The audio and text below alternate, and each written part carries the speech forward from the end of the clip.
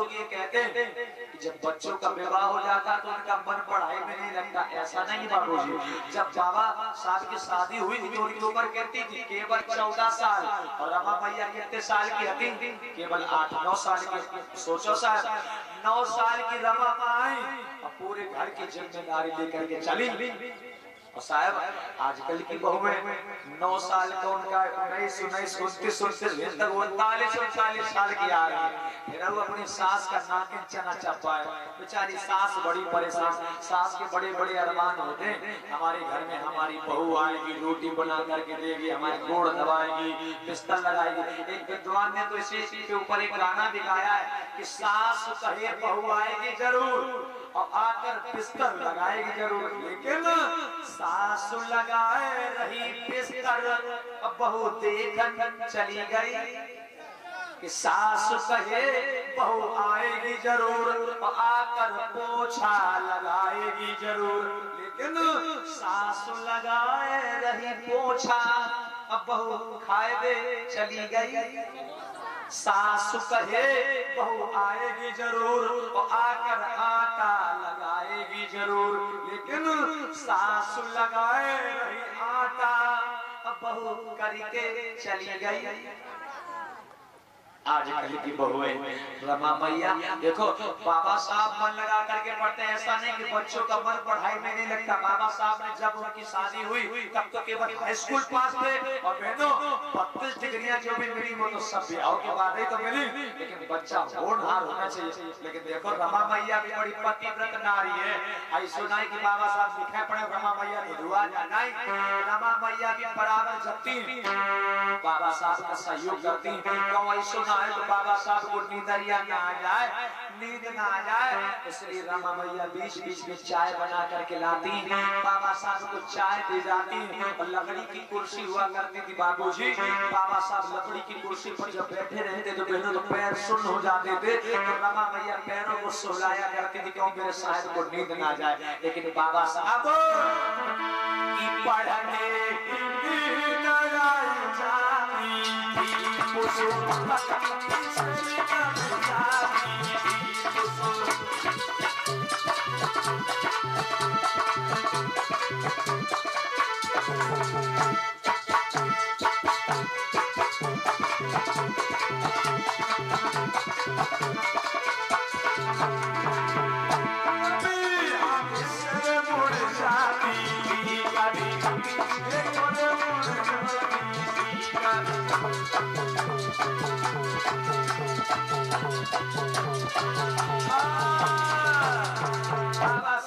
से पढ़ाई कर रहे हैं और रमा माँ देखो चाय बनाए के लाए, बाबा साहब के गोड़े सहलाए, गोड़े दबाए, बाबा साहब चाय। क्यों? क्योंकि बाबा साहब को कोई नींद ना जाए। देखो अपने साहब के पैर दबा रही है, पैर सुला रही। एक बात और बता दो, बाबा साहब रमा मैया को कभी रमा कह करके नहीं बुलाते थे, बाबा साहब रमा मैया को प्रेम से रामू रामू कह करके बुलाते थे। और रमा मैया बाबा साहब का कभी नाम नहीं लेती थी या उनसे कभी बाबा साहब नहीं कहती थी। रमा मैया बाबा साहब को हमेशा साहब कह करके संबोधित किया करती थी और बाबा साहब रमा को प्रेम से रामू रामू कह करके संबोधित किया करते थे। दादा आज रमा मैया चाय बना करके ला दी और बाबा साहब के गोड़े दबा दी। वो कितनी माताएं ऐसी हैं जो रोज उनके अपने उनके गोड़े दबाती हैं। हाथ उठाओ, ये दबाए मेरे गुरुजी का भी चाहते हुए उनके दबाए तो चाचा अच्छो लोगों। आज रमा मैया बराबर सेवा कर रही हैं। अभी तक तो सब अच्छा चलता रहा, लेकिन बाबूजी बाबा साहब के काल पर काल का ऐसा तमाशा बैठा जो बाबा साहब की माँ तो 1896 में ही खत्म हो गई जब 5 साल के थे, लेकिन जो इनके पिताजी थे बहनों आज 2 फरवरी 1913 लगी है। लोगों क्या हुआ जानते हो? 2 फरवरी 1913 की बात बता रहे।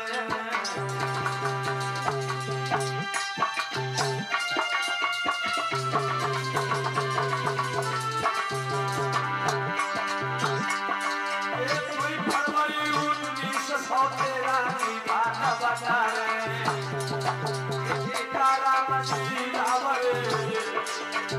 राम जी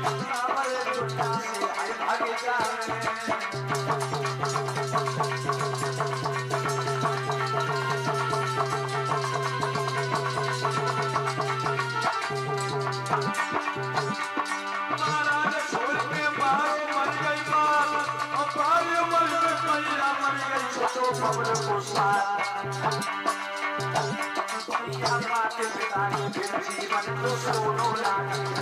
यारो मात जीवन तो सोनो लागी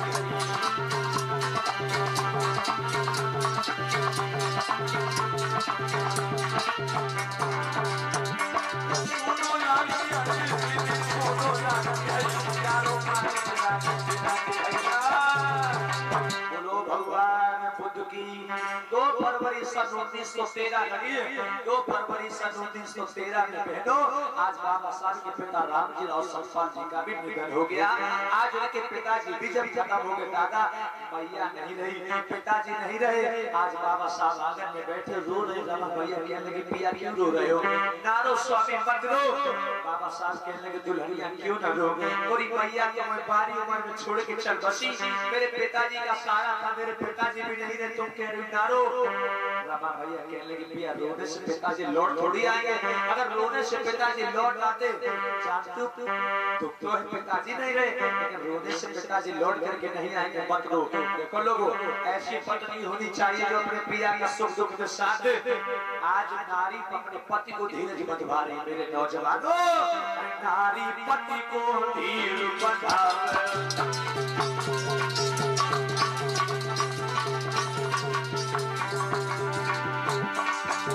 पति को धीर बंधावे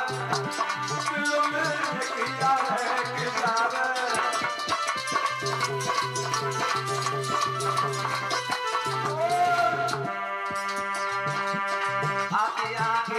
बात बतावे मिलना तुम्हें राय सुनावे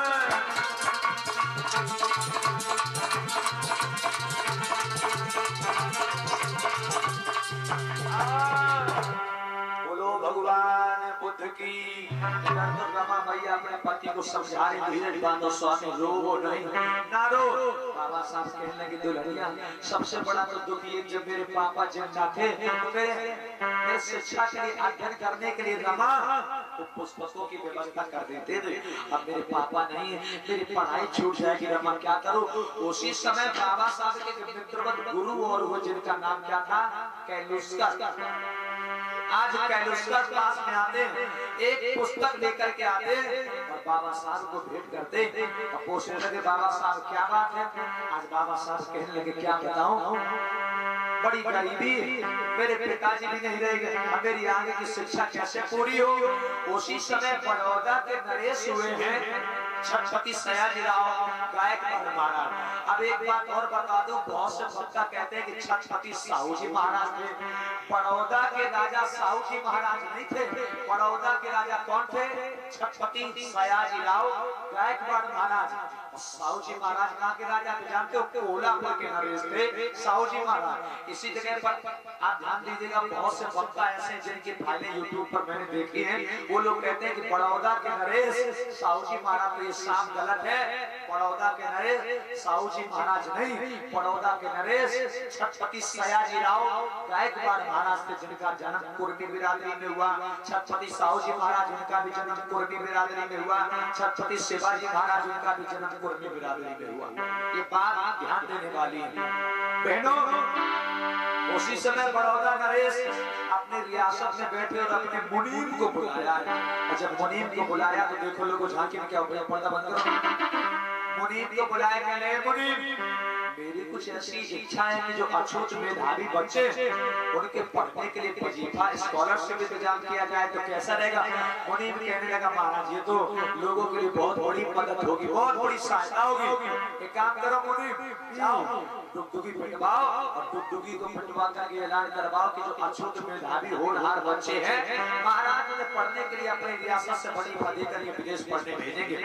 लोगों को आज मुनीम चला है डुगडुगी पीटने कैसे भैया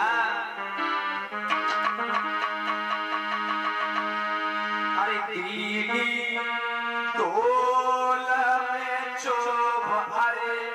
लगा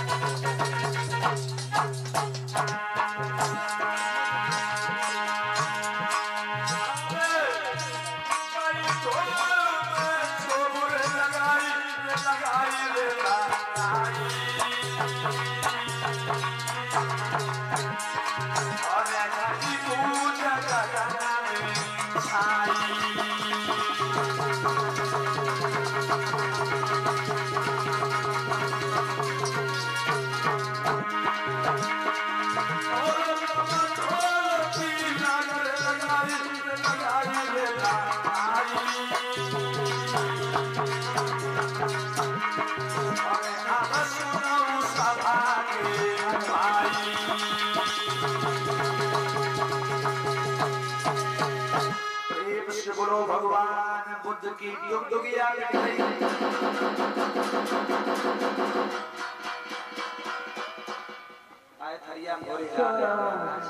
डुगडुगिया डुगडुगिया डुगडुगिया डुगडुगिया सदा सदा सदा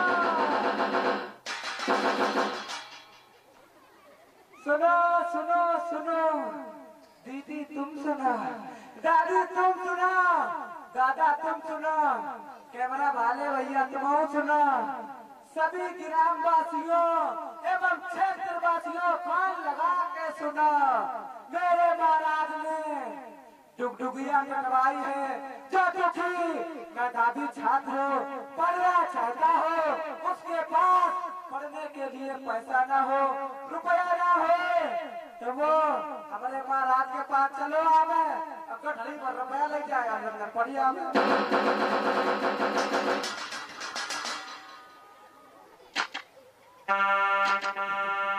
आज डुगडुगिया के बाबू जी और यही डुगडुगी बाबा साहब के मित्रवत गुरु थे क्या नाम बताया था कैलुस्कर और जब कैलुस्कर ने सुनी नहीं आज चल रही कैसे चले आगे झांकी में दौड़ करो बाबा साहब को लेकर के चले कैलुस्कर बड़ौदा नरेश के पास बहनों कि बाबा साहब को लेकर के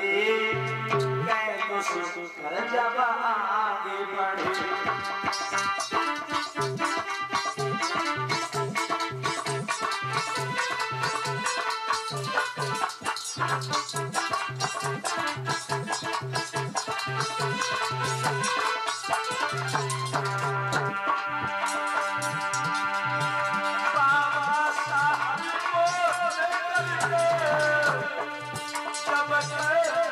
आगे बढ़े और आगे चोरी कर बोले जब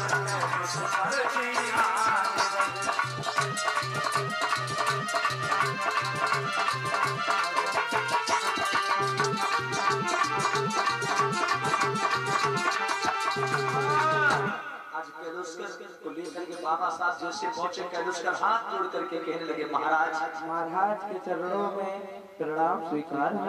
हो कहो बेटा कैसे आया हुआ अरे महाराज आपने कुछ डुगडुगिया कटवाई है महाराज हाँ वो तो है महाराज हाँ वही डुगडुगिया सुन के मैं आपके पास बड़ी आशा उम्मीद के साथ आया हूँ क्योंकि आपने बोला था डुगडुगिया में जो डुगडुगिया कटवाई थी आपने कि जो दुखी मेधावी छात्र हो पढ़ना चाहता हो उसके पास पढ़ने के लिए पैसा ना हो मैं उसको विदेश भेजूंगा उसी बात को लेकर के मैं आपके पास आया हूँ ये अम्बेडकर है ये पढ़ने में बहुत ही होशियार है इनके पास पढ़ने के लिए पैसा नहीं नहीं है, क्योंकि इनकी माँ भी नहीं है, इनके पिता भी नहीं है। बहुत ही आशा उम्मीद के साथ आया हूँ और ये पढ़ने में बहुत होशियार है। अच्छा से पूछ ले। चलो तो कोई बात नहीं, मैं होशियार है, इधर आओ।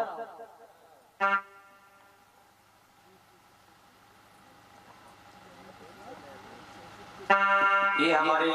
सुशील भैया के मित्र हैं ज्ञानेंद्र कुशवाहा जी, जो हमारे भैया फार्मासिस्ट डेरा कि हमारे भैया की ओर से जो भी भैया लोग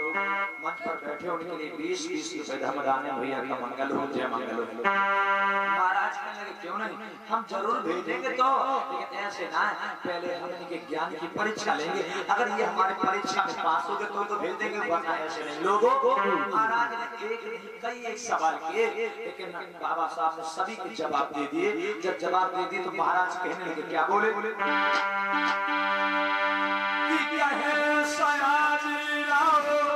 अमेरिका जाओ पूत बनधारी, और मेहनत से तो बकरिया मेरे बेटा को पढ़ाई।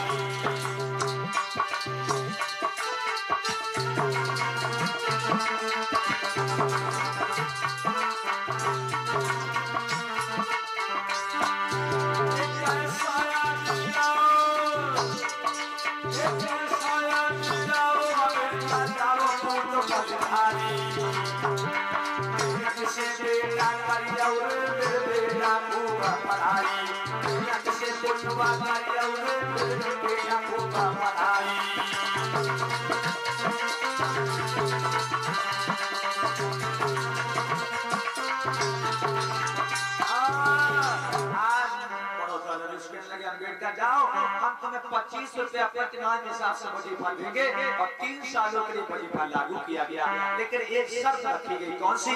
अम्बेडकर, हम तुम्हें वजीफा तो दे रहे हैं, लेकिन जब 3 साल तुम्हारे पूरे हो जाएंगे तो तुम्हें हमारी रियासत में रह करके नौकरी करनी पड़ेगी। नौकरी हम देंगे और हमारी रियासत में रह करके नौकरी करके तुम्हें 1-1 रुपया अदा करना पड़ेगा। बाबा साहब कहने लगे, बिल्कुल महाराज, हम 1-1 पैसा अदा करेंगे। आज बाबा साहब को 25 रुपए मिलते हैं, 100 रुपए और दिए महाराज ने विदेश जाने के लिए। आज बाबा साहब बड़े मगन होकर के लोग लौट करके घर आंगन में आए। अब जब लौट के घर आंगन में आए, रमा मैया बैठी और देखो लोग झांकी में क्या हुआ। आज रमा मैया बैठी, बाबा साहब पहुंच गए और रमा मैया पूछने लगी, बाबा साहब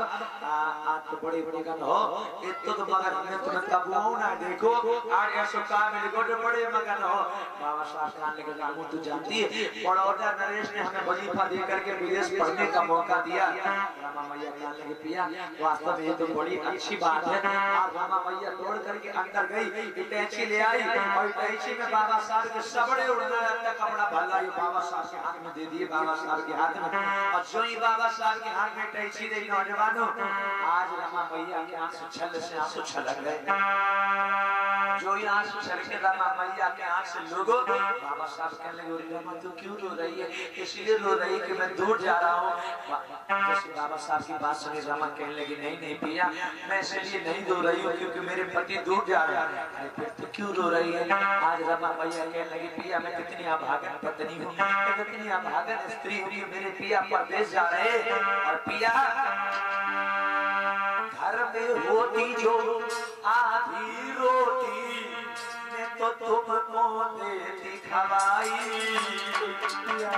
घर में होती जो फटी रजैया तुमको देती उड़ाई।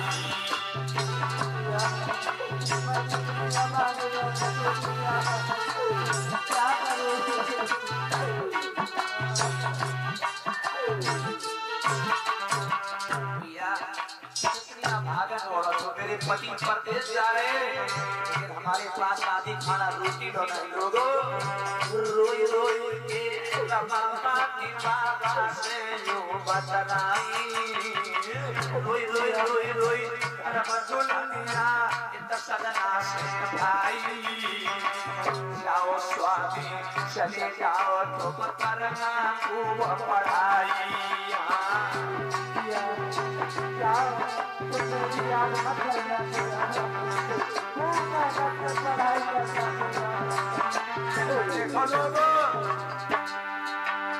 चिंता ये कटाई मत करियो घर हमारे चलाई अरे चिंता ये कटाई मत करियो घर हमारे चलाई साहब पढ़ियो करियो पढ़ाई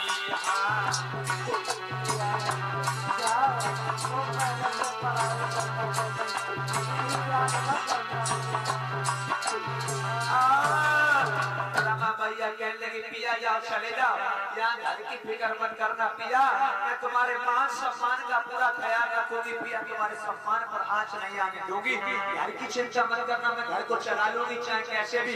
लोगों आज बाबा साहब से कहने लगी साहब मेहनत से खूब पढ़ना हाँ अगर थोड़ा बहुत समय मिल जाया करे तो बाबा साहब खत लिख करके चिट्ठी में अपने हाल चाल भिजवा दिया करना जिससे मुझे ये तो पता चल जाए मेरे साहब कैसे इतना कहने के बाद रामा भैया बाबा साहब को अमेरिका पढ़ने के लिए विदा करते देखो लोग बाबा साहब कैसे चले भैया